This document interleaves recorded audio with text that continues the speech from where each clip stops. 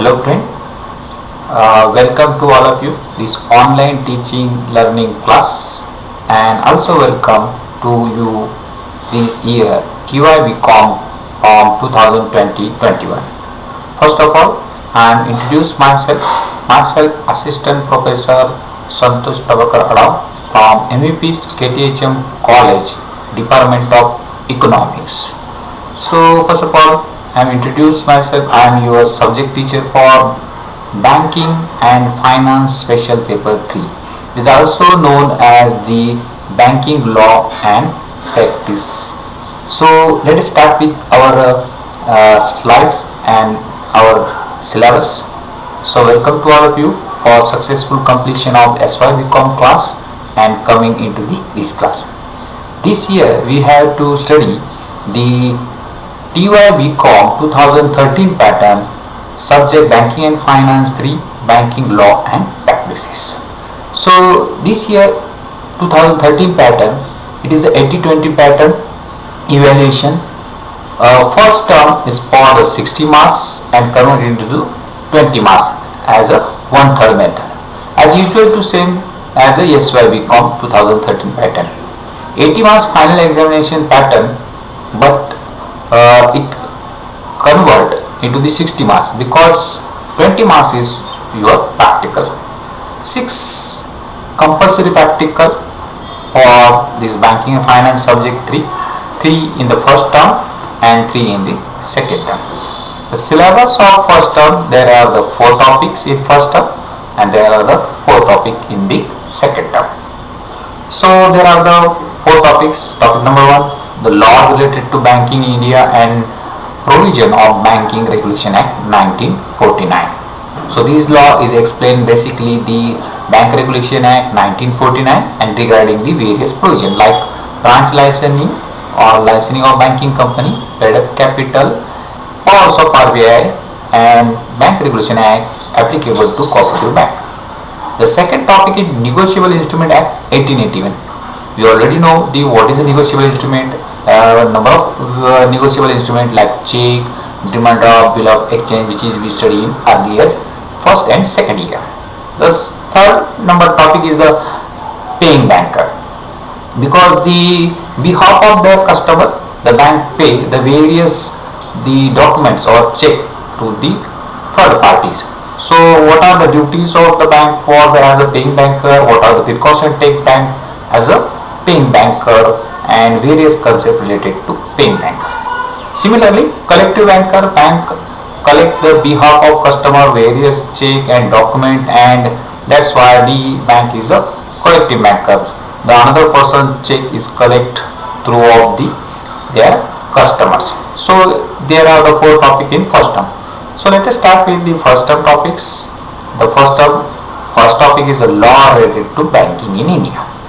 So we start with the law, and the law which is the milestone in Indian banking system. So it is a milestone, the Bank Regulation Act 1949. So it is the basic law which we study into the topic number first. And the provision in the Banking Regulation Act 1949. There are a number of provisions in the Bank Regulation Act, and we are to discuss there the number of provision. Bank Regulation Act applicable to cooperative bank. So this is the third number part. So 1.1 Banking Regulation Act 1949. 1.2 Provision in Banking Regulation Act 1949. 1.3 Banking Regulation in Act is applicable to cooperative bank in 1965 is also third point. So let us start with the laws related to banking in India. The provision of the Banking Regulation Act in 1949 with the reference to the following. In this chapter we see the detail of the definition of the bank and banking company as per section 5B and C. Then the capital reserve and cash reserve for non-scheduled bank and liquid asset, and licensing, branch licensing. Section 5B and C is the definition, and section 11, 17, 18 is about the reserve for cash reserve ratio and the liquid asset. The 22 is about licensing and 23 about the branch licensing.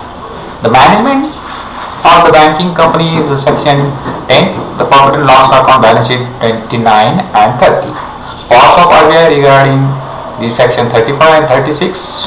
Then amalgamation of banking company section 36, 44A and 45. And liquidation means the closing of the bank. And last one is the Bank Regulation Act is applicable to cooperative bank. So we start with the history of the banking company. Before the starting of Bank Regulation Act, we briefly study the history of bank in India, the modern bank history in India. So modern banking business is brought by the British people in India, and that's why the 17th century British agency house, the Alexandria and Company, they established first modern bank in India, which is named of the Hindustan Bank, and it is associated with the Alexandria and Company. This Alexandria and Company, they established various region-wise banks. It's called the Presidential Bank. So first they established the Bank of Bengal in 1980. Then they established Bank of Bombay in the 1840 and the Bank of Madras for 1842. So these are the three banks which is the work for the different segment and different regions. Like the top part of the India, there are the Bank of Bombay, the east part there are the Bank of Bengal, and the south part Bank of Madras. And after that they have inconvenient about the handling of all three banks, and there are number of currencies they print. So that's why they merge all three banks, and they thinking the opening of new bank instead of these two. So they established the Imperial Bank of India. The Imperial Bank of India is they establish the instead of these three banks. So these three banks merged into the Imperial Bank of India in the year of 1921. So year of 1921, the merge of these banks. So Imperial Bank of India established because of all three banks. Bank of Bombay, Bank of Madras, Bank of Calcutta is merged in 1921. So these three banks is called the Presidential Bank, which is the came in 1809, the Bank of Kolkata, then came the Bank of Bombay 1840, the Bank of Madras in 1843. All three banks merged into the Imperial Bank in 1921, and after that Imperial Bank of India is established. After that, after the independence, the government of India thinking that the merge these Imperial Bank of India in the government sector, and the 1955 it's merged in government sector and become a State Bank of India. So earlier it is the Imperial Bank of India, and after 1995 is become a State Bank of India. And as per the 1934 Act, the RBI also established 1st April in 1935. So these are the history of Indian modern banking business in India. So we start with the Reserve Bank of India. The Reserve Bank of India established the 1st April 1935 according to RBI Act 1934. So it was also recommended by Hilton Young Commission. It's also known as the Royal Commission. It's recommended that the one bank in need to Apex Bank, which is the control all our banking system. That's why they established the RBI in 1934. And initially RBI starting with the only 5 crore rupees of capital, and the RBI was nationalized the 1st January 1949 according with the RBI Transfer to Public Ownership Act 1948. So RBI is become nationalized 1st January 1949, and then the Bank Regulation Act exists in 1949. So we look at the RBI building, the logo of RBI, Reserve Bank of India, which is established in 1st April 1935. So why need the Bank Regulation Act 1949 is in India? So there are a number of needs we tell us about the why need of Bank Regulation Act in our economy. So there are a number of reasons. development of the economy, economic objectives, controlling of the all banks, safeguard the depositors of interest, sound banking system, and capital formation for the industrialization. That's why the need of Bank Regulation Act 1949. So we discuss the detail the need of Bank 1949, Bank Regulation Act 1949. So why this act exists? Because of after independence was the first condition need to development of our economy, and development they need money, and money is provided to the bank, and that's why the all bank support to the RBI. That's why they establish one act which is the all banks control under the RBI to achieve several objectives of economic policy.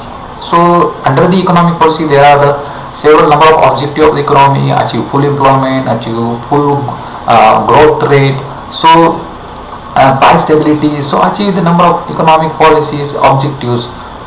The RBI thinking that they establish one act which is the control to all bank and create the uniformity of the work of the all banks. The need of legislation to the controlling of all banks. Before that the all banks differently work, like Bank of Bombay, Bank of Kolkata, Bank of Madras, and number of private banks working in Indian banking system, but they are differently work, they are differently status. So RBI need the all bank come on the one platform, so safeguard the interest of the depositor. Some bank exist earlier and they also become a defaulter or the uneconomically, and they are the close after some time. So that's why the safeguard the deposit interest is also important to Bank Regulation Act 1949. To develop sound banking system, thus develop the sound banking system and the expansion of banking business, we need the one act which is the control to all our banks, all types of the banks. The available capital formation, a high rate of saving in the economy. For the capital formation we need the saving, and saving is accumulated with the throughout the various depositors. So there are the need to the Bank Regulation Act. We clear here the need of Bank Regulation Act 1949. So background of this act. So we start with this Bank Regulation Act. Bank Regulation Act, the legislation in India that regulate all banking firm in India, all banking companies are regulated under the Bank Regulation Act. It was the passed Banking Companies Act 1949 to 16 March 1949, and after that some of the changes in the first month 1966. It is also applicable to Jammu and Kashmir state in 1956 and applicable to these two states. But later on in 1965 the amendment into this act, and it is applicable to also cooperative banks, which is also important part of the our economy and rural economy. So Bank Regulation Act exists in India in 1949, and there are number of needs we discussed earlier. So while we tracing the law related to banking in India, we have looked the evolution of banking law. Our Bank Regulation Act is the mostly is depend on or great extent depend on the British law, but it is different from the British laws because British law is depend upon judgment of the court and themselves and customs and commercial practice of the British people. Our customs and traditions is different from the British people. That's why our banking law is different from their laws. So there are some of the changes we change in our law, and but it's the some of the extent it is a depend on the British law because British people is exist banking in India, and that's why we take some content the foundation from the British banking law. The background of Bank Regulation Act, the banking regulation are form government regulation which subject to bank to certain requirement and restriction and guideline. So Bank Regulation Act is create the restrictions on the all banking company, is also provide guideline to all the banking companies how to the work, how their framework of their work and how to run the banking business and their activities. So it is provide the restrictions and also guideline. This regulatory structure creates the transparency between banking institution and individual and business. So Bank Regulation Act creates the uniformity of the all banking structure. The rate of interest is created uniformly, and there all the work are uniformly. There certain the activities create uniformity and transparency because of the existence of this act. So bank regulatory structure create the transparency between banking institution and individual and business also. The banking occupies important role. So there is an important role of Bank Regulation Act in our system, in our economy, and also development of agriculture, industry, business and trade in our economy. So let us start with some of the important provision which is we discuss in our lecture. So some of the important provision in this act we needed to study. First 5B and C is the section is about the definition of bank company. Section 6 is the function of banking company. 8, 30, 90, 20 is about the restrictions of banking company. Section 10A B is about the management of banking company. 11 and 12 is the paid up capital. The section 17 is about the reserve fund. Section 21 is the power of RBI about the control of advances. Section 22 is about the license of banking company, and the 23 branch expansion, opening of new branch. Liquid asset 24, the unclaimed deposits is the 26. Profit and loss sheet is the section 29, and audit report 30. Powers of RBI 35 and 36, and winding up the banking company means closing of banking company is about the 38. Amalgamation, the two bank merge, it's called the amalgamation. So is throughout the court, throughout the government, it is amalgamation, compulsory and voluntary amalgamation. Liquidation is closing of banking company, and applicable Bank Regulation Act to 1965. So these are the important provisions. There are a number of provisions mentioned into this topic, but don't worry, it is just for your syllabus. Just remember that it is only one first chapter. There are a number of sections. After that, the second chapter, third chapter and fourth chapter, there is no more sections. But first topic, there are a number of sections because Bank Regulation Act is the important point of view for the banking students. So we start with our some points. So here we looking some definitions. So we start with our first point, the definition of bank company and the definition of bank. You know, the bank word came from the bank, bench or banku. So banku is the Greek term, means the bench, where the Jewish people sit on the one bench and they transact about the money. So bank word is derived from the Greek term is the banku, and therefore they opening their business on the one counter. So bench or the counter we also see in the modern bank business, the counter where the people are accept their money and their transaction complete on the one counter. So bank word is claimed for the Greek term banku. Let us start with the definition of banking company under section 5B and C. So definition is given by the Dr. Samuel Johnson. The bank defined to be a place where money is laid to be called for the occasionally. So bank is a place where the money is laid to occasionally. Occasionally means whenever the customer needs. As per the law in section 5B, the Banking Regulation Act 1949 read that the banking means accept for the purpose of lending, investment or deposit of money from the public repayable on the demand or otherwise the withdrawable to check, draft or otherwise. So bank is an institution which is accept the money from the people and return the money whenever they demanded in the form of check, demanded in the form of the drafts also. Banking company means any company which transact business banking in India. So any banking company who work into the India, the foreign bank or cooperative banks, it is called a banking company. A definition Another definition is about the Sir John Paget. No person and body or corporate otherwise can bank who does not. So Sir John Paget given the certain criteria for the definition of bank. Who is the called the bank? A bank who is the take a deposit from the people, take a current account in the bank, issue and pay off the checks, collect the checks, cross checks, uncross check of the customer. So no person and body, corporate or otherwise can be a bank who does not work these. But if they are work the deposits, take a current account deposits, issue and pay checks, cross uncross check, it's called the bank.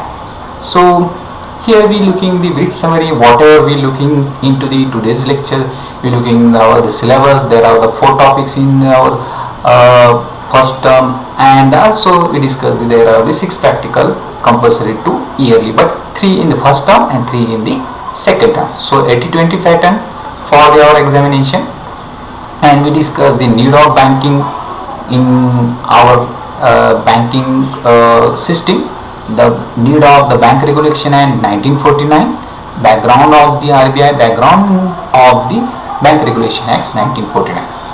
The modern banking business began with the British agency also in the 17th century, and the Alexandria and Company established first bank, which is name of Hindustan Bank.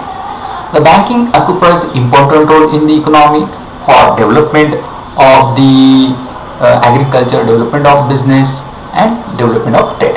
Banking regulation are form of the government regulation which subject to the certain requirement, restrictions and guidelines. So Bank Regulation Act is established as per the government requirement, create the restrictions on the banks and provide a guideline for the bank.